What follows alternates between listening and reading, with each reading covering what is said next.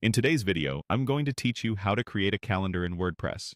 We'll walk through this inside the site editor so you can set up the calendar area, dial in your layout, tune the colors and typography, and then publish everything confidently. Start by opening the site editor and loading your home template. This puts you in the visual canvas where you can work directly on the page. In the editor, use the search or focus field at the top to quickly locate the section you want. Look for the on-screen highlight that marks the calendar area or its container. Click the highlighted area to select it. If you see that the outer group or section is selected instead of the calendar itself, click the highlighted parts again to drill down.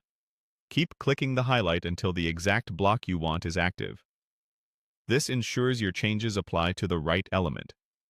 With the calendar section selected, adjust the layout so it fits nicely across devices. In the Settings panel on the right, choose the option labeled Max 1440px Wide. This sets a clean, readable maximum width, preventing the layout from stretching too far on large screens while still feeling spacious. Next, it's time to set visual styles. Click to open the Styles panel, then choose Color. Here, you can align your calendar's accents and backgrounds with your site's palette. Simple, high-contrast combinations make dates and event names easier to scan at a glance. Move into Typography. Switch from the default display to the base settings and set the font size to 16px. 16 pixels is a solid, accessible baseline for body text, which helps your calendar entries stay legible without overwhelming the page.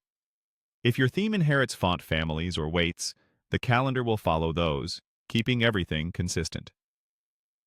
Open Advanced to refine details. Here, use the highlighted options to adjust spacing or add a custom class if you're planning more precise styling later.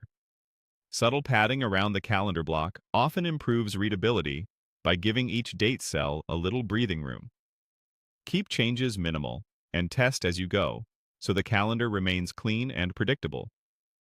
When everything looks good, click Save. Review the summary of what's changing, then confirm the save. Finally, click Launch to push your updates live. Give the page a quick refresh on the front